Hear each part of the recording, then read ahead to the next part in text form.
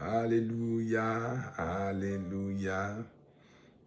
Bienvenue, bienvenue à vous tous qui êtes là pour cet enseignement. Alors nous terminons aujourd'hui avec cette série. Il est aussi écrit que j'ai commencé par la grâce de Dieu en me basant sur la progression de ce livre et qui parle des tentations de Jésus, de ce que nous pouvons tirer comme enseignement, de ce que nous pouvons recevoir pour nous édifier dans notre marche avec Dieu. Alors nous terminons et c'est un peu la conclusion de tout ce que nous avons vu, que je fais aujourd'hui. Alors, dans cette série, nous avons regardé les 3 tentations de Jésus, particulièrement en allant tranquillement, progressivement, en décortiquant chaque tentation, les tentations envoyées par le diable, comme les réponses de Jésus, pour en tirer des enseignements pour notre marche avec notre Seigneur Dieu. Alors, prions ensemble pour cette session. Alléluia. Merci Seigneur pour ton amour, pour ta force, pour tes bienfaits. Je te dis merci d'avoir permis que je puisse poursuivre ces enseignements et que j'en sois à la fin. Merci pour toutes les personnes qui écoutent, que ce soit 1, 2 ou 3 personnes, Seigneur. Tu sais ce que tu fais avec dans les vies. Et merci pour ce que tu vas faire avec ces enseignements dans les jours qui vont suivre, les mois qui vont suivre. Seigneur, pour cette session de conclusion, merci encore pour ton esprit, pour ta présence, pour ton aide, pour ton inspiration. Que toute la gloire te revienne dans le nom de Jésus. Amen. Alors voilà, nous avons parcouru les 3 tentations de Jésus et comme j'avais mentionné, ce ne sont pas seulement les 3 tentations que nous avons vues que Jésus a subies. Alors nous savons qu'à la fin de cette tentation, la parole de Dieu nous dit que le diable s'est retiré en attendant une occasion favorable.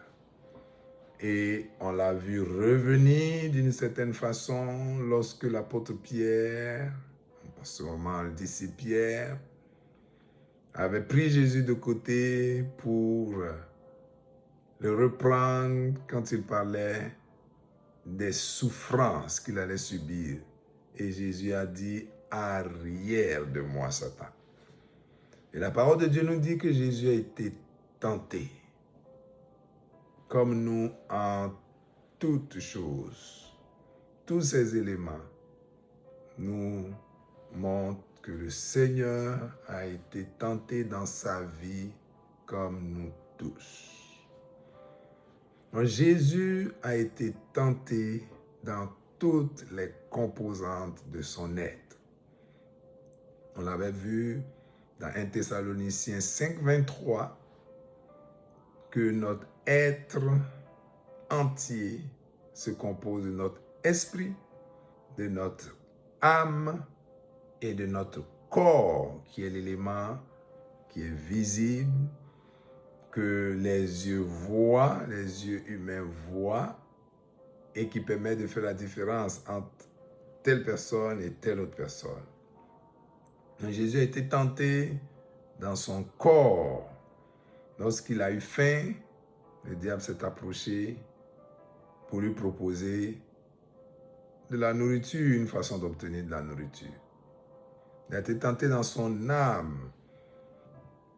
Le diable lui a dit, à plusieurs reprises, si tu es fils de Dieu. Donc, pour l'amener à faire les choses en regardant sa fierté de fils de Dieu, en lui disant, jette-toi en bas, le diable attaquait sur ce même plan.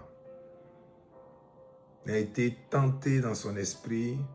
Nous savons que les vrais adorateurs adorent le Seigneur en esprit et en vérité. Et le diable lui a dit, si tu te prosternes et m'adores. Jésus a été tenté dans toutes les composantes de son être. Et le diable amène la tentation à chacun de nous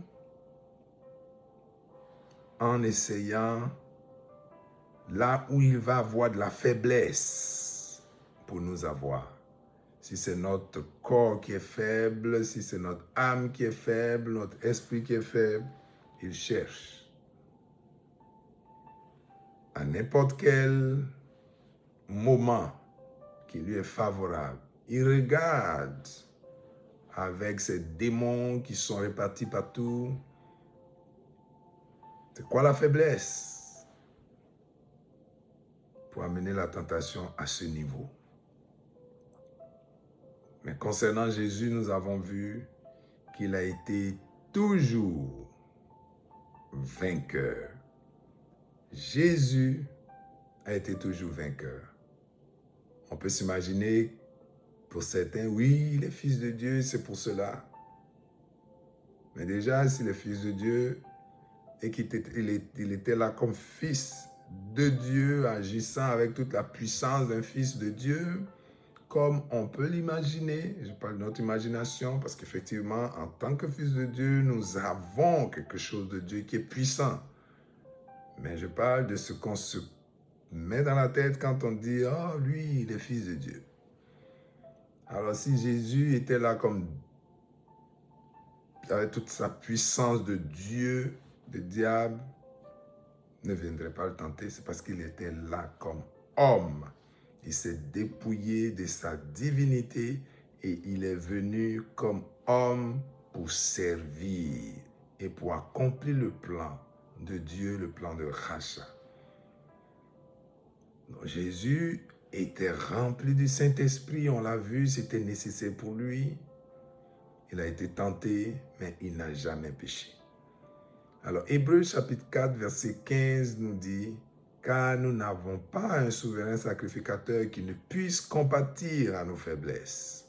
Au contraire, il a été tenté comme nous, en toutes choses, sans commettre de péché. » Nous devons nous attendre à être tentés également. Alors, nous devons être préparés. Souvent, nous ne sommes pas préparés et cela rend les choses faciles au tentateur. Il va nécessairement venir avec les tentations. Nous sommes ses cibles parce que nous sommes des enfants de Dieu. Jésus a été la cible de Satan. Parce que quand il voit que tu marches différemment, que tu marches suivant les voies de Dieu, et tu deviens sa cible parce qu'il n'a pas le contrôle sur toi. Le diable veut avoir tout le monde sous son contrôle. Il est le prince de ce monde, nous l'avons vu. Alors, voulons-nous être ses suppôts? Voulons-nous être sous sa domination encore? Nous ne le voulons pas certainement.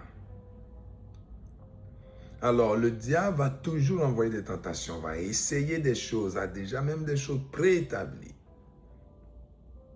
Nous devons être également toujours préparés.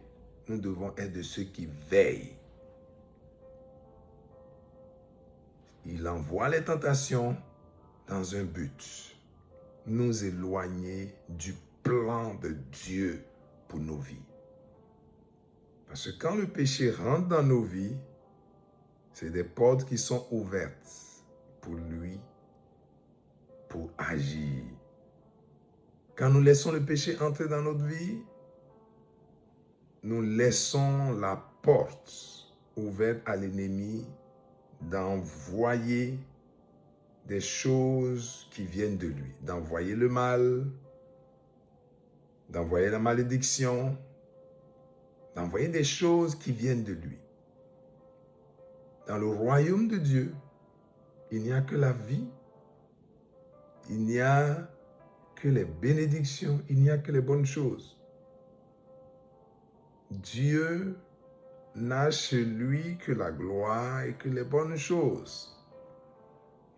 Alors, quand nous voyons le mal venir, sachons de qui cela vient, sachons identifier le responsable. Jésus dit qu'il est venu afin que les brebis aient la vie et qu'elle soit dans l'abondance. C'est le plan de Jésus pour ses brebis. Et c'est lui qui le dit. Alors, celui qui vient, le voleur ne vient que pour détruire, pour égorger, pour tuer,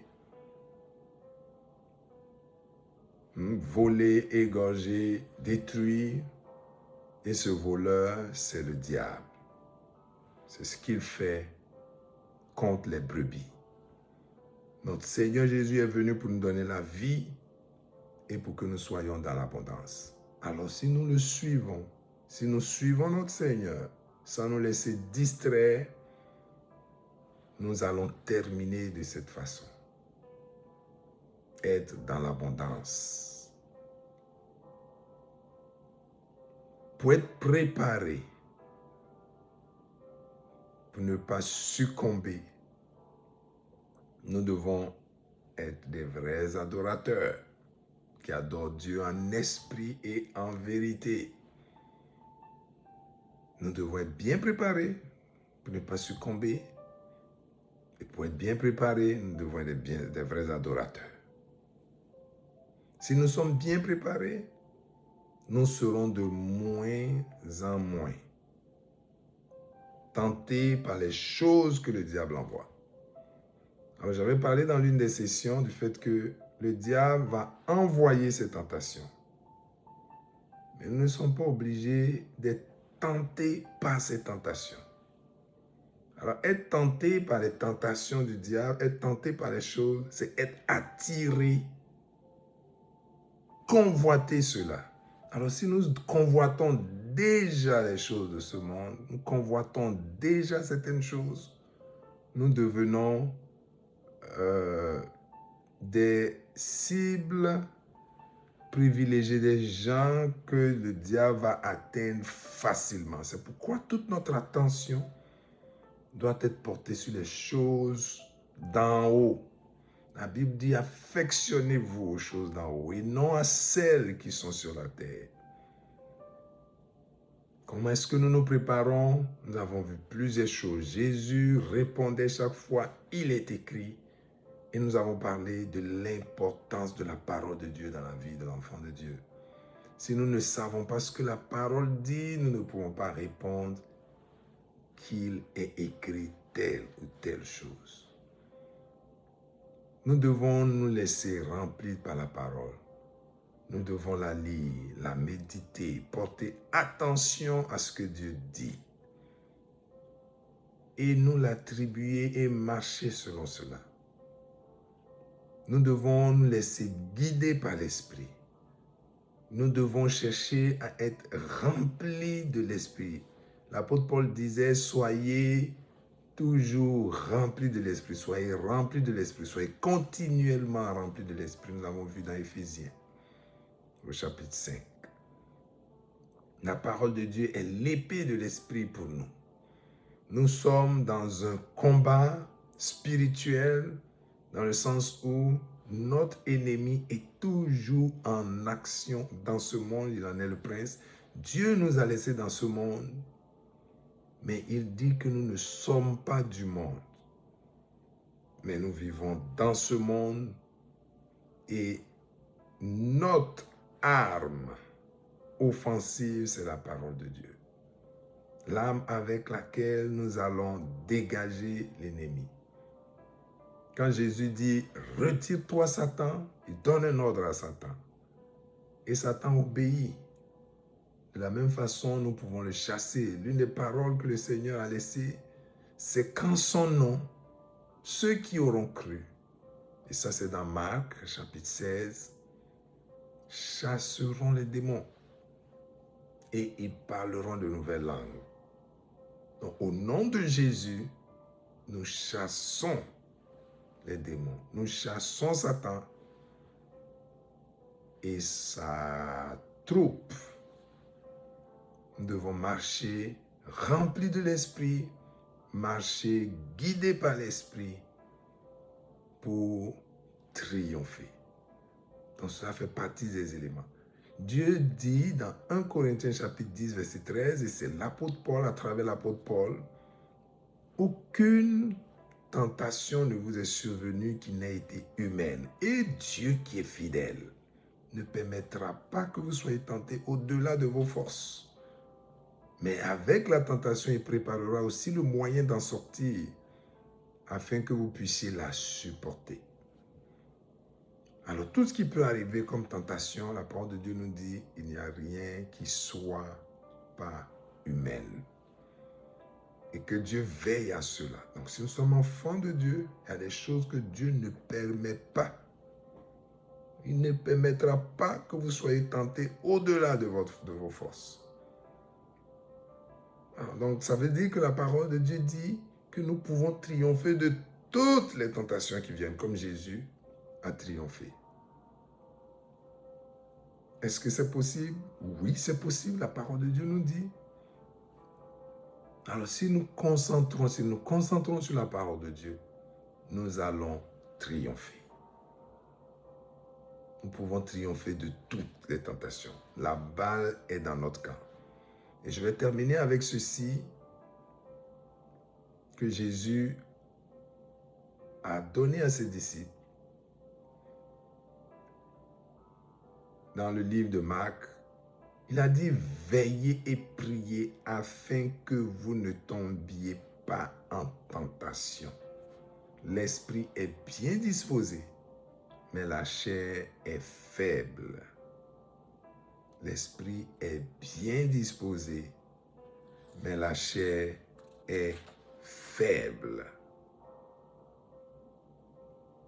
Alors Jésus a donné cette parole quand il était allé à Gethsémani pour prier. Quand le temps venait pour lui d'être arrêté.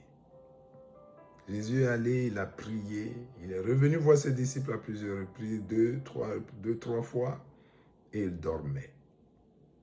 Et à la fin, il leur a dit, c'est bon, c'est fait, allons-y. Mais il a dit ceci à ses disciples, l'esprit est bien disposé, mais la chair est faible. Jésus dit là que nous pouvons avoir les bonnes dispositions à l'intérieur de nous, mais nous ne pouvons pas compter sur la chair pour réussir. Si notre esprit est seulement disposé et n'est pas assez fort que nous ne gagnons pas la victoire spirituellement, alors nous allons échouer. Et c'est de cette façon que beaucoup échouent dans beaucoup de choses. Pourquoi? Parce qu'ils pensent que dans le naturel, ils ont ce qu'il faut pour réussir. Mais non, l'enfant de Dieu doit fonctionner dans le spirituel. Donc, fondé sur la parole de Dieu, connecté à Dieu pour triompher. Alors, nous avons vu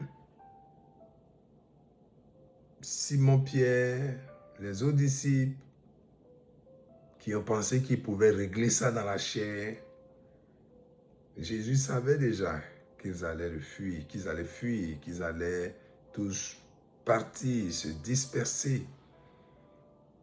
Et cette parole est venue pour les préparer pour ce genre de situation. Veiller et prier.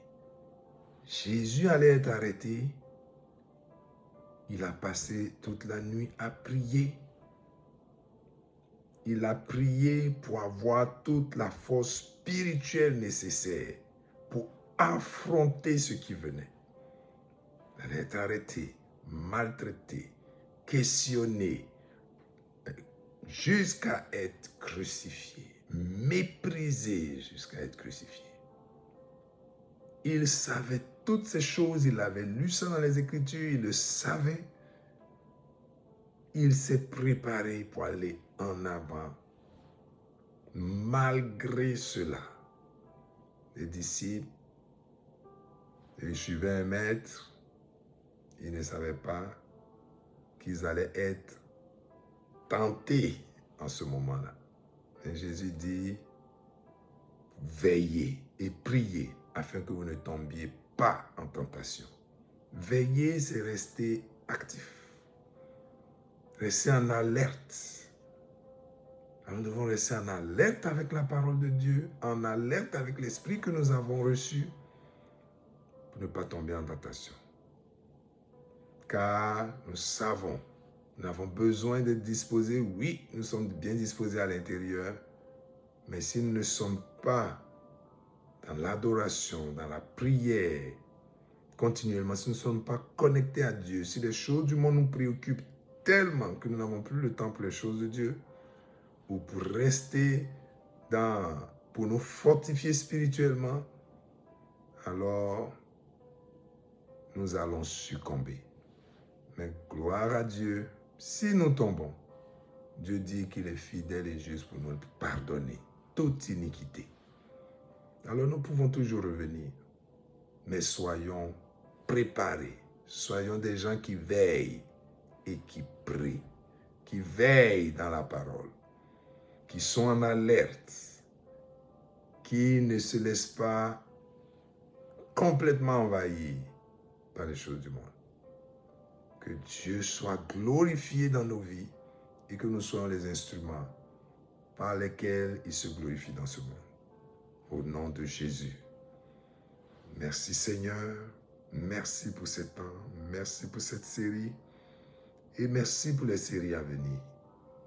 Que la gloire te revienne dans tout cela et que ton peuple soit édifié. Au nom de Jésus. Amen.